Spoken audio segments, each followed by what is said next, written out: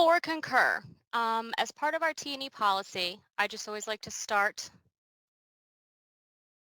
that letting everyone know, kind of highlighting part of the policy, which is employees are expected to be conservative in their spending, while managers are expected to be diligent in their review and approval of reports, and when appropriate, rejecting any non-reimbursable or inappropriate travel or expenses as identified by the T&E policy.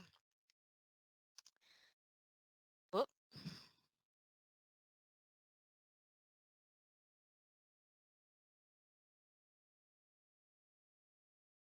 that, there we go. So in order to access Concur, if and when we get that up and running for you, what you'll do is you'll log into Okta and you'll see that we have highlighted the Okta app um, icon that will be for SAP Concur. So then what you'll be able to do is click on that to get into the platform from there. You can also download to a mobile device the app. We have a link here with the directions we'll be sending out, obviously the PowerPoint afterwards for all of you. You can follow the link to do the mobile app as well. A lot of folks find that to be very helpful because when you're out in the field, you can quick take a picture of like a receipt or something like that and get it uploaded rather quickly to the platform. Once you get in, and I will show you this as part of our live demo, one of the main things you want to make sure you do not forget to do is upload your banking information. You won't be able to get a reimbursement until the time that you have your banking information input in the system. We have highlighted for you with a circle and the arrow on the screen the confirmed notice. You want to make sure that you receive that once you have all that uploaded. For those of you who qualify and choose to and or qualify, have a PNC card with the company, they are required for travelers who spend more than $5,000 or who have taken more than 3 air travel trips or are expected to take more than 3 air travel trips within a 12-month period. So if you are going to be doing an exceptional amount of travel, obviously you'll need a card. If you're going to be doing a middling level of travel, you'll definitely want to discuss that with your superior. If you're like me and you don't really travel at all, you won't need a PNC card. Once you have one, you are expected to use it for 100% of your travel expenses wherever the card is accepted. And then once you have that PNC card, you will have lines that will automatically populate into the Concur platform that will help you when you create your expense reports so you won't have to start everything kind of from scratch. So it's important to note that you're responsible for paying your PNC card. We reimburse you and then you pay the card off. All payments are due to the PNC card on the 25th of every month. So for example, any charges that you would make from December 1st through the December 31st, you'd receive your statement in the first week of January, and then that payment is due on January 25th back to PNC. We have information here on how you would log in online to do your payments. There are two choices really that you can do, either the Payer Express or the Active Pay. After you've completed the first billing cycle, which means after you have received your first statement in the mail, that is when you'll be able to log in online to either of those platforms. I hear from the folks who use them that Active Pay is slightly more preferred as it allows you to review transactions as well as make payments, where where Payer Express typically just allows you to make payments in general. On the bottom of the screen, in that bottom right-hand corner, you can see our login ID. That's also available in other areas, but it's saved here as well for you. When you are in Concur, we often have some confusion as to how meals are categorized. We have 3 typical ways that we categorize meals. The first is an HCP business meal. So when you are having a training session in office, or if you have a meal out at a restaurant and you're doing something and you have a medical provider, healthcare provider, HCP, and they have a national provider identification number, also known as an NPI number, that is a person who will need to be categorized in a specific way because we need to report them for proper Sunshine Act reporting to the government. So they have to be put into an HCP business meal, and you have to do just a hair of extra work when putting in those attendees. If you have a meal that doesn't have a medical provider, but would have other employees or customers, of that nature, then you could categorize that as a business meal. That would just be anybody that you were out with and it was more than one person eating at the time. If you're out and it's just you by yourself, that is the final one on the screen, the meal while traveling. Just to clarify, if you're the only person at the meal while traveling, more than one person, it qualifies as a business meal, either with or without that HCP designation. When you are doing rooms out at hotels, it is important to note that you will have to separate out items in the hotel itemizations for audit tracking. So we need to see the room fees separated from the taxes, separated from any parking or meals that you had at the time that you were there at the hotel. I have an example here on the screen. We have a Concur generated box that we can't get them to remove where it says to combine room rate into taxes into a single entry. Please do not click this box. If you do, it kind of lumps it all together, and then we got to send it back, and then we have to separate it back out again manually later. I will highlight that for you when we walk through it in the system during the live demo as well.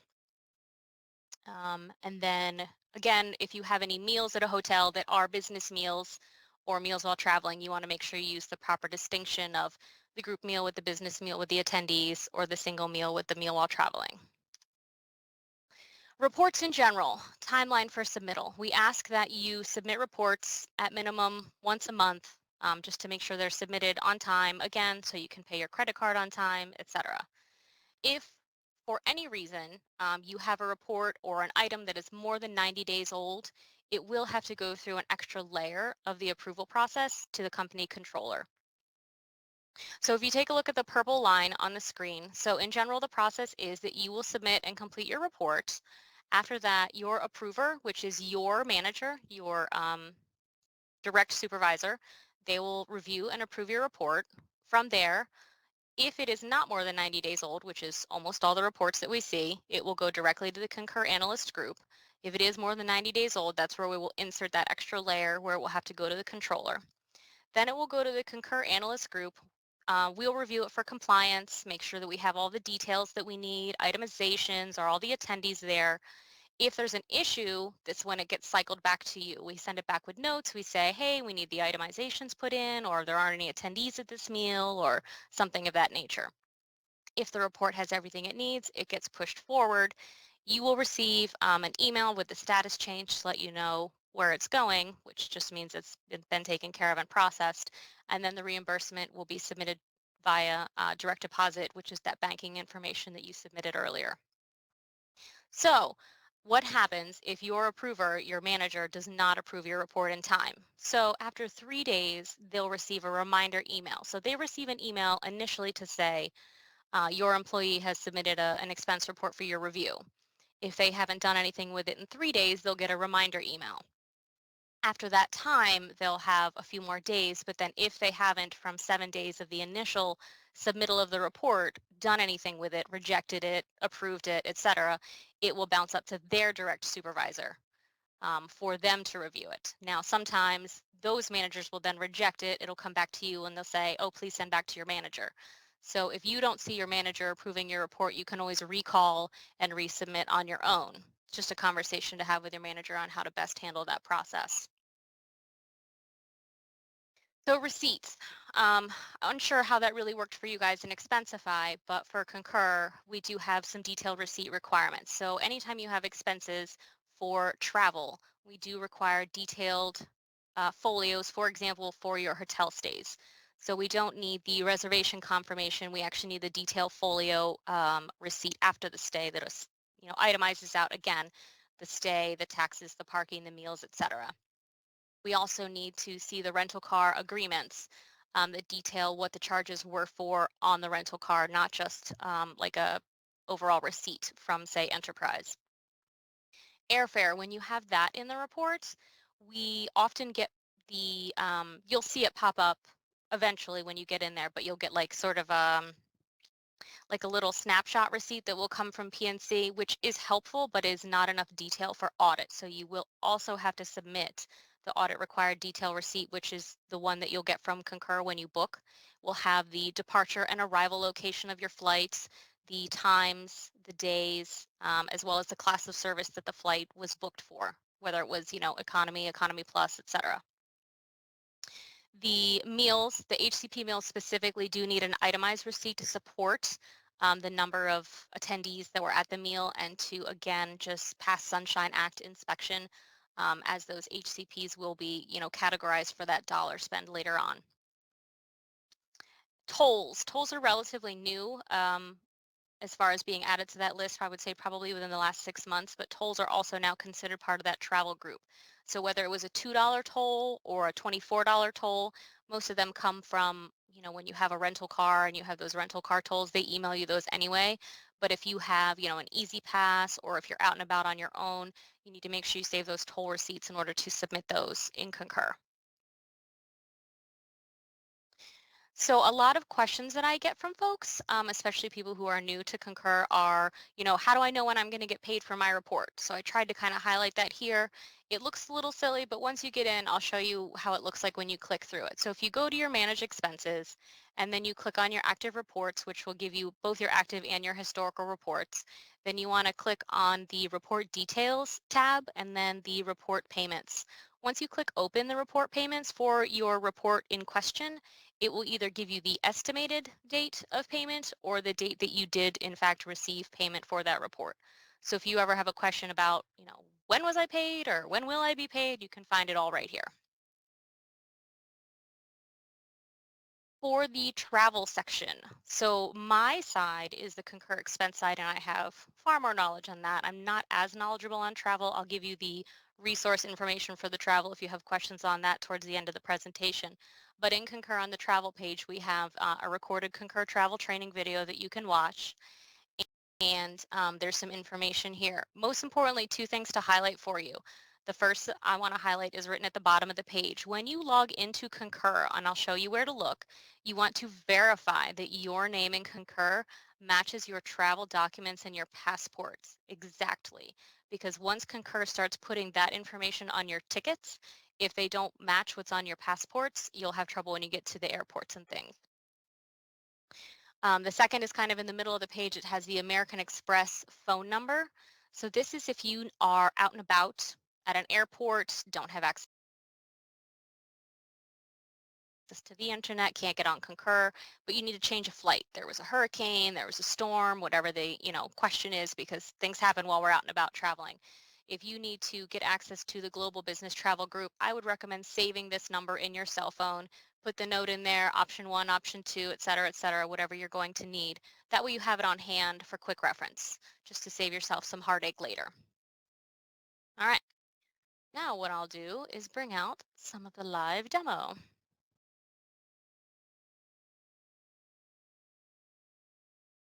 right. So when you log into Okta, as kind of shown at the beginning of the PowerPoint, you'll have your tab here for SAP Concur, which I know many of you tried this morning. Sorry about that.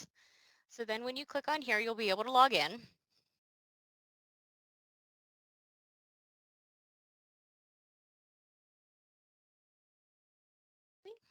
What I wanted to do. Thank you. So, all right. So now that you've been able to log in, you definitely want to go and take a look at your profile. So if you go up here to this top corner, you can see where you have the profile dropdown, and then you can see your profile settings. So as mentioned, you can find your personal information. You also see things like company information, contact, email addresses, things like your travel preferences, also very good to reference, and then also your bank information. Now I won't click on that because I'm not going to share any of my personal information, but that is exactly where you'll go to fill in that information for you later.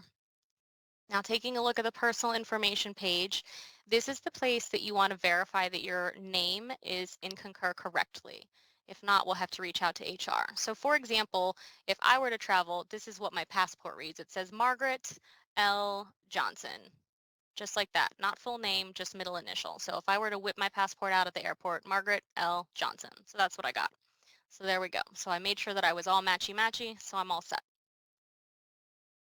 So when you look at the platform, you have travel here and expense here. So when you go into expense, that is where you'll see when you have a PNC card, every month you'll get a new report that's sort of auto-created that will be titled with that month's title if you have your expense assistant, turned on. So then every month you'll have a report created for you and you can just go in and sort of adjust the line items. You'll have to probably fill in, a few cities of purchase, maybe some details, and then be able to finalize and submit. But if you have to create a report from scratch, just click on the Create a New Report. Whenever you make a new report, you will have to fill in the name as well as the business purpose. Otherwise, you will not be able to submit.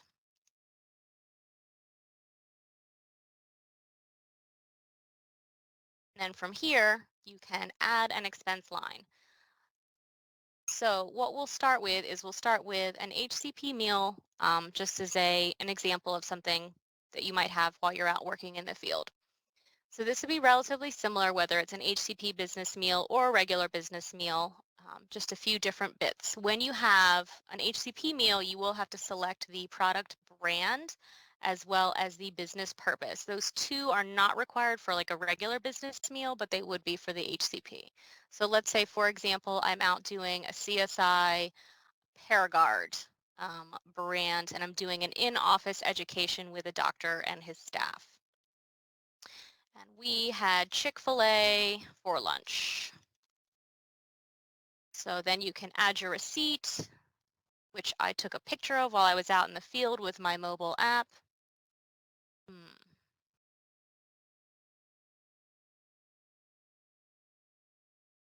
need to upload a receipt.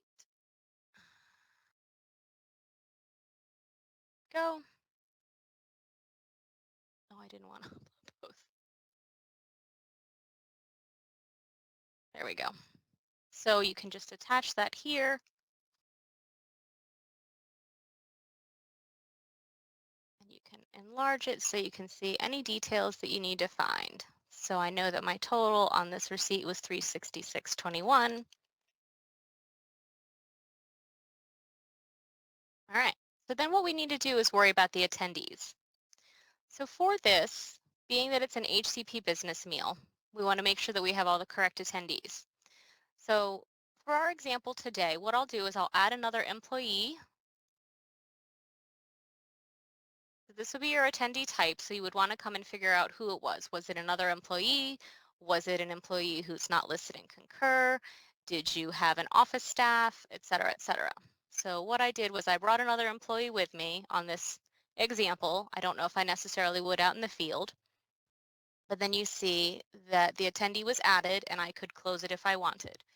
Now what I'll do is I'll add my HCP search, so my doctors. I have those written down here. So when you go into the doctor HCP area, also nurse practitioners, you can add first name, last name. If you don't happen to have their NPI number, you can also add the city or the state, zip code, etc. Please note the state is only in the two-letter abbreviation. For example, Connecticut, you would not write out the whole word. You would not write out CONN, which is often an abbreviation for Connecticut. It would just be CT. If you have the NPI number, I find that to be the quickest and most efficient way to find your healthcare provider, because you can usually just type that right in, click search, and then they'll pop up. So we were at the Erlanger Women's Institute and we were talking with Dr. Hobgood. So we will add them to the list and then we will search our next provider.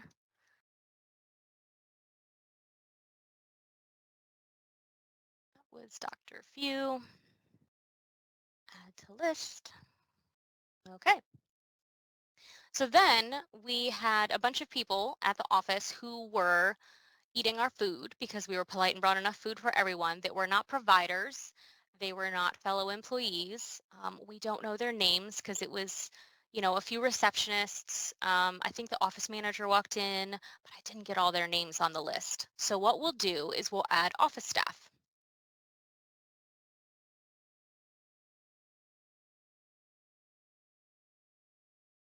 All right.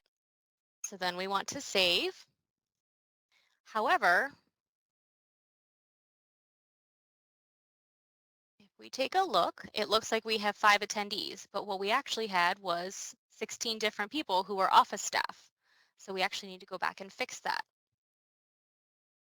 So if you go back in, when you go back in, you can change this here to say there were 16 people. So that will change your attendees to the correct number, which is 20 total. And actually, you couldn't see it, so I'll go back in.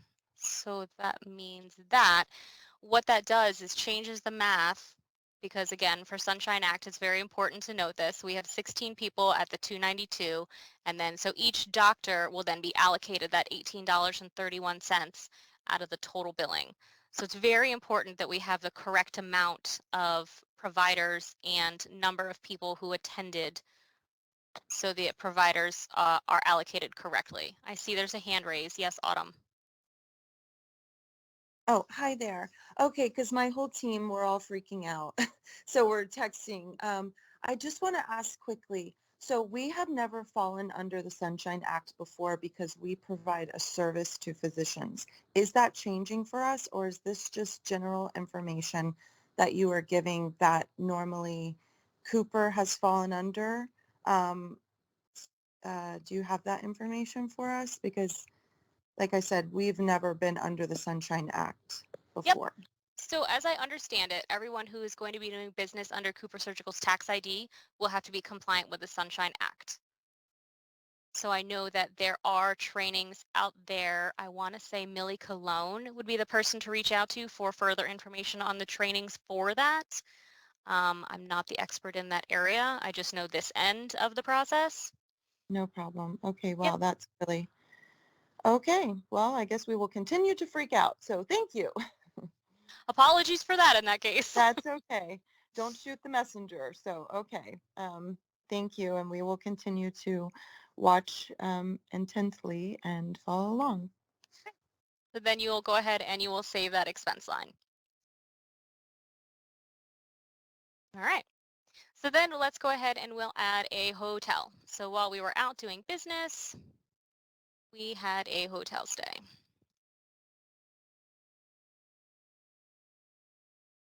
So we've added our receipts. Now we can make it a little bigger so we can see the dates. So our check-in date, our check-out date. So we checked in on the 4th and we checked out on the 6th. We were at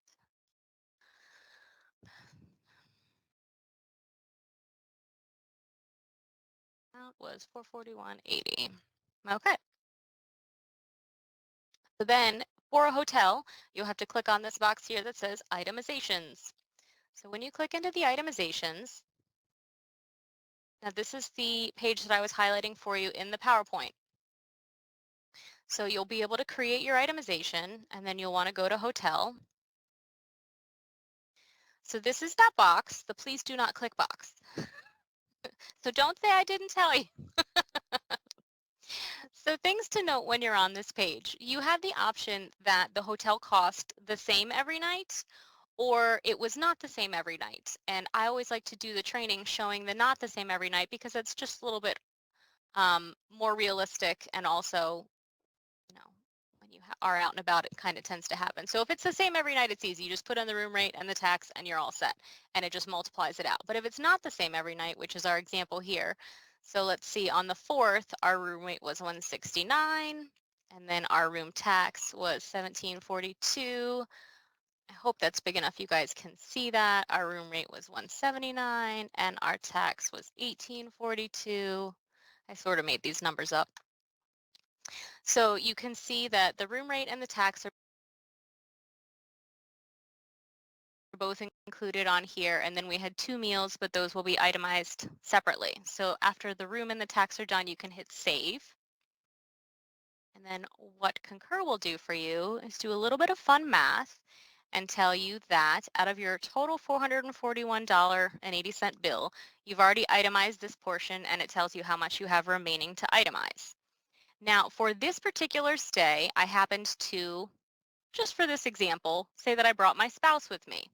Now, this hotel bar meal was a business meal that I did, excuse me, a meal while traveling meal that I did while I was out.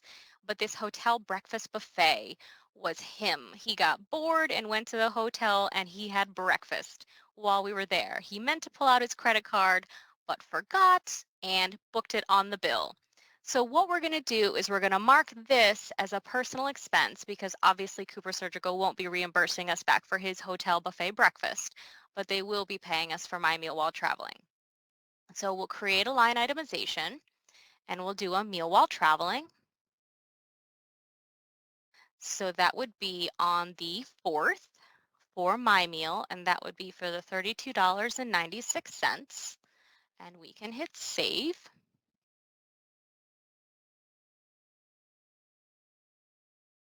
And it shows you that we still have the $25 left, which again, I hope you can see is his hotel breakfast buffet. So we will go down, and again, it can be categorized as a meal while traveling. You could also make it a miscellaneous, but we do not encourage folks to use miscellaneous as a general rule. What I would probably do is do exactly what I'm getting ready to do now and say spouse meal at hotel. Just add a little comment in that box there at the bottom. Just whoever is reviewing this report later on understands kind of what happened. Because as I can tell you from being someone who reviews reports, I can review up to 100 reports in a day. I wasn't there the day the money got spent. I have no idea what happened. So the more information you give me, the better it is, the easier it is for me to be able to figure it out. But before I'm done, I want to make sure I click this personal expense box because it was in fact a personal expense, so the company should not be reimbursing me. So we are at the amount of 441.80. We have itemized 441.80, but if you see down here, we have this one meal is a personal expense. So we'll go ahead and we'll save that line.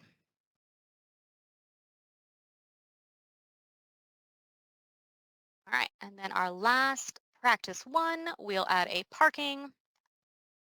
We went on an air travel trip somewhere, so we parked at an airport last week. Easy park to fly, and we paid $80, which is over the threshold requiring a receipt, but we don't have one. Oopsies, we lost it, which every once in a while does happen, and I'll show you what to do in that case. We definitely encourage you to make every effort to contact the vendor, try to get a receipt, try not to lose it, take a picture of it right away. But we know that this happens every once in a while. So what you'll see is this emblem here pops up to say, whoopsies, you need a receipt and you don't have one. So if you click on this, you get the option to fill out what we call a missing receipt declaration, also known as a missing receipt affidavit, depending on which platform data you're looking at. So if you click there, it'll ask you which line item you're talking about that you need to fill one out for. And you just say, well, I have my Best Western, so I'm all set there. So I need one for parking. So we're going to accept and create here. And so you see this little symbol here tells you that you have that missing receipt affidavit / declaration submitted for this line. All right, so then at this point, what you want to do is just make sure you don't have any alerts that are going to stop you from submitting a report. Now, when you see a yellow triangle caution, that just means something you might want to pay attention to. So here, for example, you have checked the personal expense box. You will not get reimbursed for this claim. Obviously, we knew that ahead of time. So this is any HCP business meals. You want to make sure you have that sign-in sheet. That'll have to go back to your training, Autumn. Sorry about that. So then the hotel, you just need to make sure you have itemizations, which we've completed. So we're all set to go. So at this point in time, this is where you'd hit the red button for submit report. You would accept and continue. So then you would go ahead, verify at this point in time, and then this is where you would hit submit. I'm not going to do that right now because it's training, but this is that button right there for you guys.